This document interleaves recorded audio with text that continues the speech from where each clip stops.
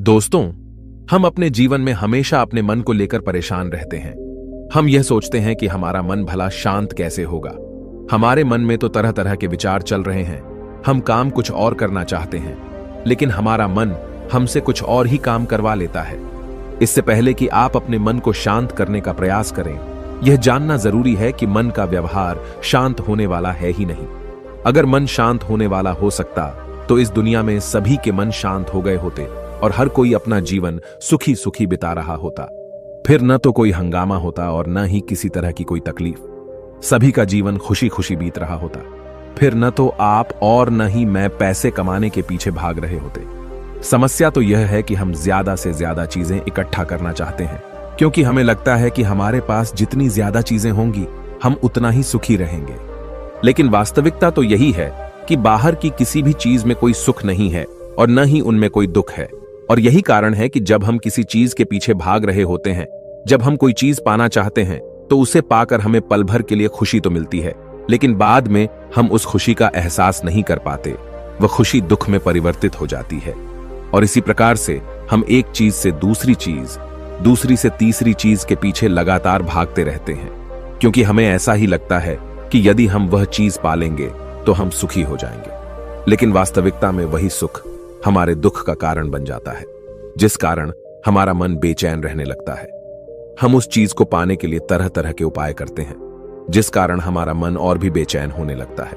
और यह बेचैनी धीरे धीरे चिंता का रूप ले लेती है और हमारा मन पूरी तरह से अशांत हो जाता है। हमें कुछ भी अच्छा नहीं लगता। हमें लगता है कि जो कुछ हमने मांगा था उसका उल्टा हो रहा है। सब कुछ हमारे विपरीत जा रहा है। और फिर हम अपने मन को शांत करने के लिए ध्यान करना शुरू करते हैं, क्योंकि एक ध्यान ही वह मार्ग है जो हमें ज्ञान की ओर ले जाता है। वह हमें यह बताता है कि बाहर किसी भी चीज में कोई सुख नहीं है और न ही दुख है। दुख और सुख तो हमारे मन का भ्रम है।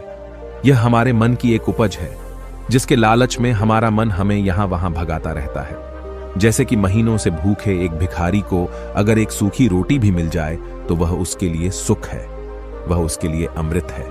और ठीक उसी के विपरीत यदि किसी धनवान के घर पर 56 प्रकार के भोग भी बन जाए, तब भी वह उसे खाकर तो दुखी ही रहेगा।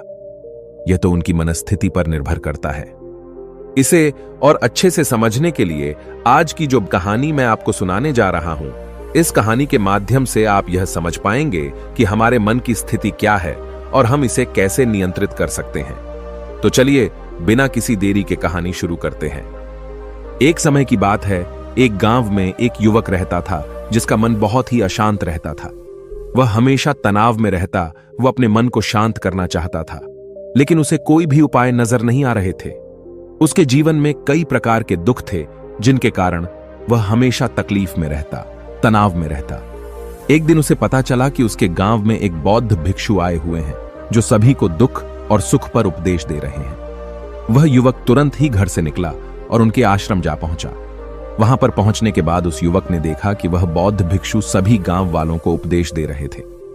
बौद्ध भिक्षु कह रहे थे कि सभी के जीवन में कोई ना कोई सुख और दुख तो आता ही रहता है, जिस कारण हमारा मन बहुत अशांत रहता है। और एक अशांत मन इस दुनिया का कोई भी सुख नहीं ले सकता। फिर चाहे उसे पूरी दुनिया की धन दौलत ही क्यों न मिल जाए, वह उसे पाकर भी दुखी ही रहेगा। परंतु जिस व्यक्ति का मन शांत है, उसके पास चाहे कुछ भी हो या ना हो, वह हर छोटे पल का आनंद ले सकता है।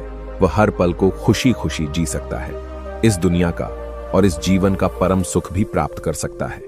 इतना कहकर उन बौद्ध भिक्षु ने अपना प्रवचन समाप्त कर दिया और वापस आश्रम की ओर लौट गए। युवक भी उनके पीछे पीछे आश्रम पहुंच गया और इस युवक ने उन बौद्ध भिक्षु से कहा, हे गुरुवर, अभी कुछ देर पहले आप उपदेश दे रहे थे कि एक शांत मन हर पल का आनंद ले पाता है, हर पल को सुखी सुखी जी पाता है। लेकिन इस दुनिया में सभी के पास मन है और सभी के मन अशांत है, तो ऐसे में भला अपने जीवन को कोई सुखी सुखी कैसे जी सकता है। इस दुनिया में शांत मन किसी के पास नहीं। मेरे पास भी एक ही मन है और वह भी शांत नहीं है। गुरुवर, क्या आप बता सकते हैं कि मैं अपने इस मन को कैसे शांत करूं?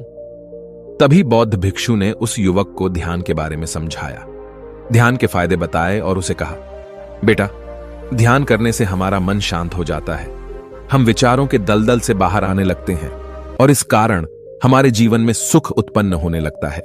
यदि तुम भी अपने जीवन में सुखी होना चाहते हो, अपने मन के इन विचारों के दलदल से बाहर निकलना चाहते हो, तो तुम्हें ध्यान करना चाहिए। तुम्हें ध्यान का अभ्यास करना चाहिए, क्योंकि यही वह मार्ग है जो तुम्हारे मन को शांत कर सकता है और तुम्हें सही राह पर ला सकता है। उस युवक ने उन बौद्ध भिक्षु की बात मान ली। उस युवक ने उन बौद्ध भिक्षु को प्रणाम किया और वापस घर चला गया। घर पहुंचने के बाद उसने ध्यान करना शुरू किया। वह रात भर ध्यान करता रहा, लेकिन उससे उसे कोई लाभ नहीं हुआ। इस कारण वह अगली सुबह फिर से उन बौद्ध भिक्षु के पास पहुंचा और उन बौद्ध भिक्षु से कहता है, गुरुवर, आपके कहे अनुसार मैंने रात भर ध्यान किया है, लेकिन उससे मुझे कोई लाभ नहीं हुआ। मेरा मन तो अभी भी अशांत है। आप तो कह रहे थे कि ध्यान करने से हमारा मन शांत हो जाता है। तभी वह बौद्ध भिक्षु उस युवा से कहते हैं, ध्यान कोई एक बार करने की चीज नहीं है, ये तो अभ्यास है और धीरे धीरे समय के साथ मन शांत होता जाएगा। इस पर वह युवक कहता है, हे गुरुवर, मेरे पास इतना समय नहीं है। मुझे कोई ऐसा मार्ग बताइए जिससे जल्दी जल्दी मेरा मन शांत हो जाए और मैं खुशी खुशी अपना जीवन जीने लग जाऊं। ऐसे तो मेरा बहुत समय बर्बाद हो जाएगा।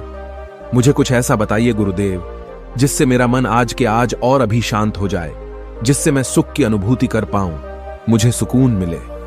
उस युवक की यह बात सुनकर बौद्ध भिक्षु मुस्कुराने लगे। उन्होंने उस युवक से कहा, बेटा, मेरे पास तुम्हारे लिए कुछ ऐसा है जिससे तुम्हारा मन अभी के अभी शांत हो जाएगा। इतना कहकर वह बौद्ध भिक्षु अपने आश्रम में गए और अंदर से एक घड़ा लेकर आए और उस युवक को थमाते हुए कहते हैं, जाओ और पास की बह रही उस नदी से इस घड़े में पानी भर कर लाओ। उन बौद्ध भिक्षु के इतना कहने के बाद उस युवक ने वह घड़ा हाथ में ले लिया और नदी की तरफ जाने लगा। उसके बाद मन ही मन सोच रहा था कि लगता है यह गुरु पागल है, इन्हें कुछ नहीं पता। भला यह घड़ा मेरे जीवन में शांति कैसे ला सकता है? यह मेरे मन को शांत कैसे कर सकता है? लेकिन उसके पास और कोई रास्ता नहीं था, जिस कारण उसने घड़ा लिया और पास वाली नदी के पास पहुंच गया।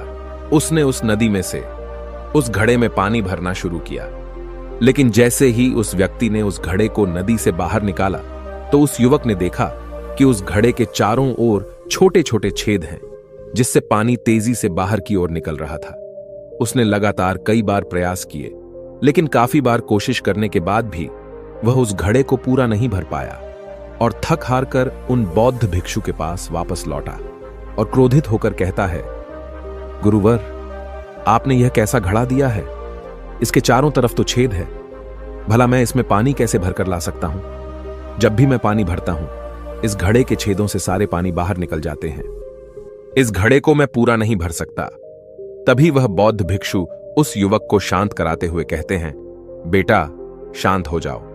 तुम्हें तुम्हारे प्रश्न का जवाब ही तो दे रहा हूं, और यदि तुम क्रोधित अवस्था में इस जवाब को सुनोगे तो इसे समझना तुम्हारे लिए मुश्किल हो जाएगा। इसलिए शांत हो जाओ और मेरी बात समझने का प्रयास करो। यह जो घड़ा मैंने तुम्हें दिया है, इसे अपना मन समझो, और मन केवल दो ही प्रकार से शांत हो सकता है। पहला यह कि तुम उसे लबालब पूरा भर दो और उसमें कुछ भी और आने जाने की जगह न बचे। क्या तुम इस घड़े को इस प्रकार भर सकते हो? इस पर वह युवक कहता है, हे गुरुवर, मैं इस घड़े को लबालब नहीं भर सकता, क्योंकि जब भी मैं इसमें पानी भरता हूं, सारा पानी तो छेद से बाहर निकल जाता है।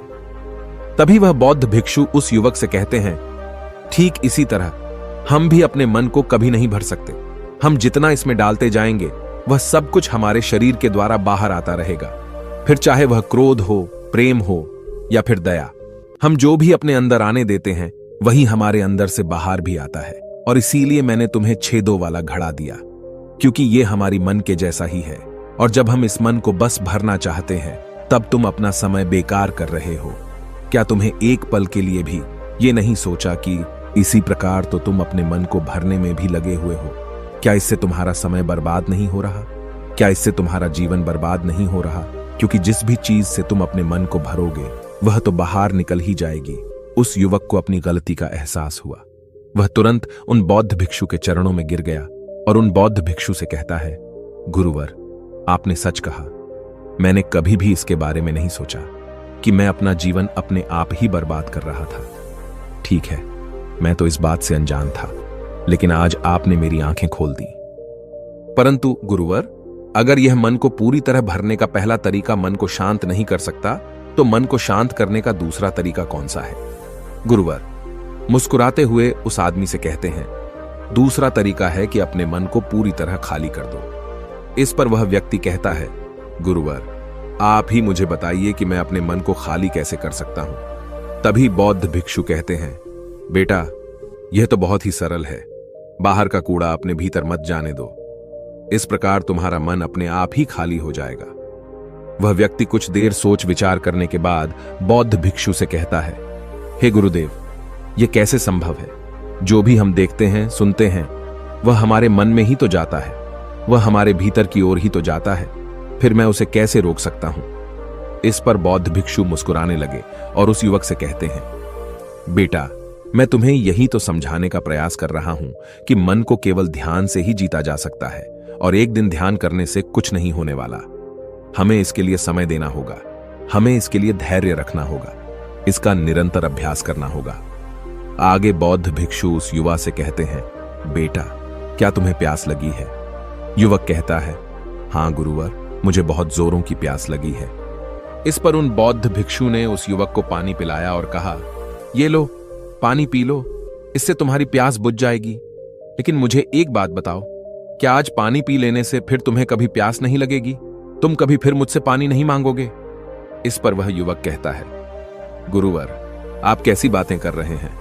पानी तो हमारे जीवन का एक हिस्सा है, इसके बिना तो हम मर जाएंगे। और आप कह रहे हैं कि आज पानी पी लो और उसके बाद मैं कभी पानी न पीऊं। यह भला कैसे संभव है? प्यास तो हमें रोज आती है और हम रोज पानी पीते हैं, इसके बिना तो हम मर जाएंगे। तभी बौद्ध भिक्षु मुस्कुराते हुए उस युवक से कहते हैं, ठीक इसी प्रकार एक दिन के ध्यान से हमारा मन शांत नहीं हो सकता। उसे भी रोज भूख लगती है और उसे रोज रोज हमें आहार भी देना पड़ता है। उसे भी रोज पानी पीने की जरूरत पड़ती है और ठीक उसी प्रकार हमें हर दिन ध्यान करने की भी जरूरत पड़ती है। और जब हम निरंतर ध्यान करते हैं, इसका अभ्यास करते हैं, तो देखते ही देखते हमारे मन की भूख शांत होने लगती है और एक समय पर हमारा मन सारे विचार उत्पन्न करना बंद कर देता है।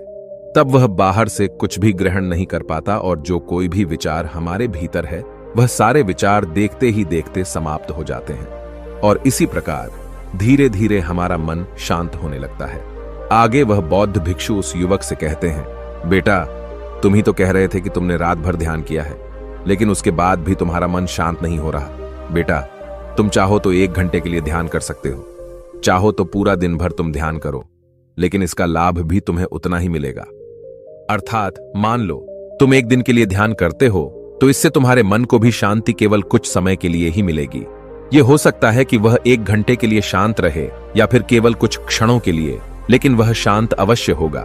लेकिन जैसे ही उसे फिर से भूख लगेगी, वह फिर से अशांत हो जाएगा और फिर से यहां वहां भागने लगेगा और वह अपने विचारों की तलाश में आगे बढ़ेगा, क्योंकि उसे भी तो भूख लगी है, उसे भी तो खाना चाहिए, उसे भी तो पानी चाहिए। जैसे कि जब तुम्हें भूख लगती है तुम अशांत हो जाते हो, क्योंकि तुम्हें भोजन चाहिए, पानी चाहिए, ताकि तुम अपने पेट की भूख को मिटा सके और तुम्हें शांति मिले। इस पर वह युवक कहता है, आप सत्य कहते हैं, मैं ही गलत था, मेरी ही गलती है। मैं अपने मन को अवश्य शांत करके रहूंगा, फिर चाहे इसके लिए मुझे कितना भी समय क्यों न लग जाए, मैं भी उस सुख को प्राप्त करके ही रहूंगा। मैं इस खाली घड़े में पानी भरकर अपने जीवन को बर्बाद नहीं करना चाहता। मैं अपने मन को शांत करके ही रहूंगा। मैं अपने मन को पूरी तरह से खाली कर दूंगा। इतना कहकर उस युवक ने उन बौद्ध भिक्षुओं को प्रणाम किया और वापस अपने घर की ओर लौट गया। दोस्तों, हम लोगों के जीवन में भी कई प्रकार की समस्याएं हैं और हम उन समस्याओं का समाधान करना चाहते हैं, और अंत में हमें जो मार्ग मिलता है वह ध्यान है। हम ध्यान तो करना चाहते हैं, लेकिन हम उसके परिणाम को तुरंत पाना चाहते हैं। जब हम शुरू में ध्यान करते हैं तो हमें उसका कुछ भी लाभ नहीं मिलता और हमें लगता है कि यह व्यर्थ है, इससे हमें कोई भी फायदा नहीं होने वाला, क्योंकि हमें तो सब कुछ जल्दी जल्दी चाहिए। लेकिन वास्तविकता तो यही है कि ध्यान सब्र और समय मांगता है और साथ ही उसे शांति भी चाहिए। परंतु हम इतने अशांत हैं कि हमारे भीतर ये तीनों चीजें नहीं हैं। इसीलिए अपने भीतर धैर्य पैदा करें। जब आपके भीतर धैर्य पैदा होगा, तभी आप सब्र, समय और शांति के महत्व को समझ पाएंगे और फिर आपका समय चाहे कैसा भी क्यों ना चल रहा हो, आप हर समय खुश रहना सीख जाएंगे। अगर आपका मन अशांत है तो यह किसी और के हाथों में नहीं है कि वह आपके मन को शांत कर सके। यह तो आपके हाथों में है कि आप अपने मन को किस प्रकार और कितनी देर तक के लिए शांत कर सकते हैं। दोस्तों, आपने आज के इस वीडियो से क्या सीखा वह मुझे आप कमेंट में बता सकते हैं। इसी के साथ में उम्मीद है कि आपको आज की वीडियो पसंद आई होगी, तो इस वीडियो को उस इंसान को शेयर करें और उसी के ठीक बाद चैनल को सब्सक्राइब करें। तो चलिए फिर मिलते हैं ऐसी एक और नई वीडियो में। तब तक के लिए अपना ख्याल रखें। धन्यवाद और नमो बुद्धा।